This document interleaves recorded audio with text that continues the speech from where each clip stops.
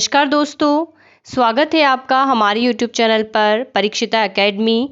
और आज हम बात करने वाले हैं पॉलिटी के अंतर्गत प्रथम संशोधन अधिनियम 1951 के बारे में। हम यहाँ पर संशोधन अधिनियम के तहत एक वीडियो सीरीज स्टार्ट कर रहे हैं जिसमें हम विभिन्न संशोधनों की व्याख्या करेंगे। संशोधन अधिनियम अपने आप में काफ़ी इम्पॉर्टेंट हो जाते हैं। जब हम पॉलिटी पढ़ते हैं तो बीच बीच में इनका विवरण आता रहता है। प्लस इसके अलावा हमारे एमपीपीएससी के मेंस के सिलेबस में अलग से जो है नोटिफाई करके रखा हुआ है कि हमें संविधान संशोधन को पढ़ना है। सो गाइस, काफ़ी इंपॉर्टेंट हो जाता है हर पॉइंट ऑफ व्यू से, न सिर्फ यूपीएससी एमपीपीएससी बल्कि अन्य सभी एग्जाम्स के लिए। तो आइए बात करते हैं प्रथम संशोधन अधिनियम की। तो अब तक जितने भी संशोधन हुए हैं हम सभी की बैक टू बैक चर्चा करेंगे। आज बात है प्रथम संशोधन अधिनियम की। और वैसे 100+ संशोधन हो चुके हैं, लेकिन घबराने की बात नहीं है क्योंकि कुछ ही संशोधन इंपॉर्टेंट होते हैं, बाकी में 1 या 2 लाइन का हमें पढ़ना रहता है। चलिए तो हम स्टार्ट करते हैं। इसके पहले आपसे कहना चाहेंगे कि अगर आप हमारे इस यूट्यूब चैनल पर नए हैं तो आज ही हमारे चैनल को सब्सक्राइब करें। वीडियो पसंद आता है तो इसे लाइक और शेयर ज़रूर करें। तो आगे बढ़ते हैं और बात करते हैं संशोधन की। हम सभी जानते हैं 26 जनवरी 1950 को जब हमारा संविधान लागू हुआ था, तो उस समय की परिस्थितियों के अनुसार हमारे संविधान निर्माताओं ने एक बेहतर संविधान को प्रिपेयर करा जिससे कि देश को बहुत अच्छे से चलाया जा सके। साथ ही संशोधन का एक अध्याय भी जोड़ा गया कि अगर लगता है कुछ बातों को लेकर, समय की रिक्वायरमेंट को लेकर, तो संशोधन किए जाए। तो इसी के तहत 1950 में जहां पारित हुआ तो आ गया प्रथम संशोधन अधिनियम, ठीक है, 1 साल बाद 1951 में। तो इस संशोधन की हम बात करते हैं तो बेसिकली जो प्रथम संविधान संशोधन है, अगर हम इसकी बात करें तो यह संशोधन जो है रोमेश थापर बनाम state of Madras AIR 1951 SC 124 case number है। इसी प्रकार ब्रजभूषण बनाम दिल्ली राज्य और मोतीलाल बनाम उत्तर प्रदेश राज्य के मामले में सुप्रीम कोर्ट ने कुछ उस समय की जो कठिनाइयाँ थी उसको दूर करने के लिए पारित किया था।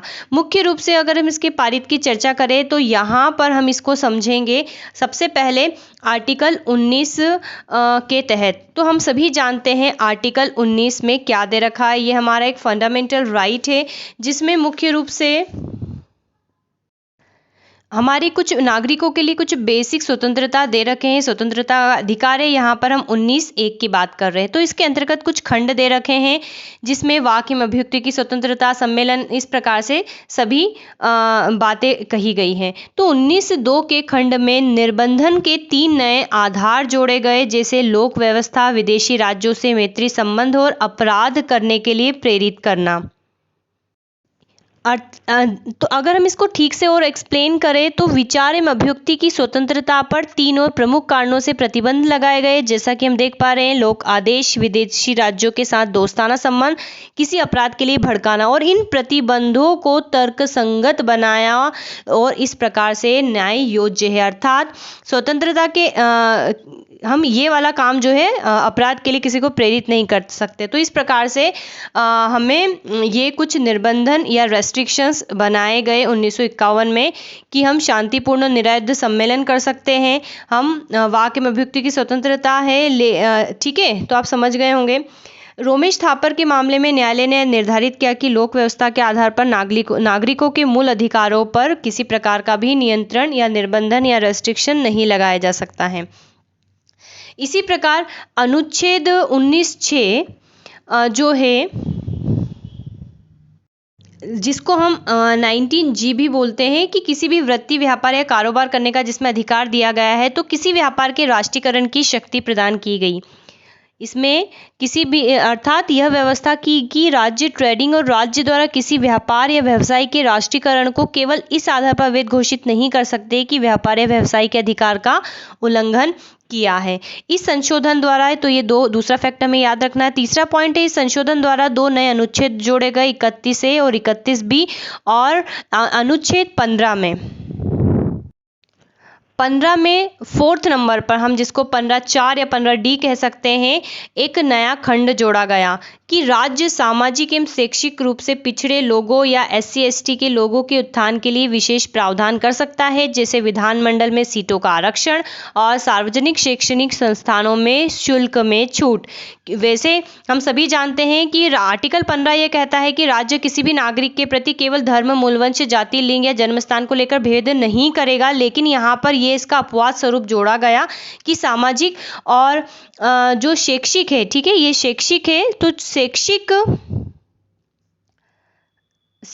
ओके, शैक्षिक रूप से अगर पिछड़े व्यक्ति हैं तो उनके उत्थान के लिए जो है जोड़ा जा सकता है। और ये जो है चंपकराय दोहराइजाइन मामले के अंतर्गत इस बात को जो है जोड़ा गया। इसी प्रकार इस संशोधन द्वारा कुछ आर्टिकल्स है उसमें भी संशोधन किए गए, लाइक आर्टिकल 85, 87, 174, 176, 341, 342, 372 और 376 में भी संशोधन किए गए थे। तो अगर हम बात करें मुख्य रूप से कि क्या हुआ है प्रथम संविधान संशोधन में, तो यहाँ पर आर्टिकल, अगर हम इसको जो है कंक्लूड करें, एक मिलाकर बोले तो 15(4) में जो है संशोधन किया गया, ठीक है, या एक तथ्य जोड़ा गया, संशोधन नहीं, तथ्य जोड़ा गया अपवाद फलस्वरूप।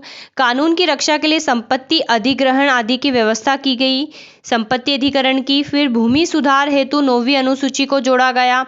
विचार एवं अभिव्यक्ति की स्वतंत्रता पर 3 आयामों से प्रतिबंध लगाए गए और व्यापार, राज्य ट्रेडिंग और राज्य द्वारा किसी व्यापार या व्यवसाय के राष्ट्रीयकरण को के लिए जो है तथ्य जोड़ा गया। तो मुख्य रूप से जो पहला संविधान संशोधन था उसमें ये काम किए गए थे। अब हम नेक्स्ट वीडियो में जो है दूसरे, तीसरे, चौथे जो है संविधान संशोधन के बारे में चर्चा करेंगे। तो इस सीरीज़ में बने रहिए, आपका फीडबैक हमें दीजिए और अगर नए हैं तो हमारे चैनल को सब्सक्राइब कीजिए। Have a nice day and thanks for watching.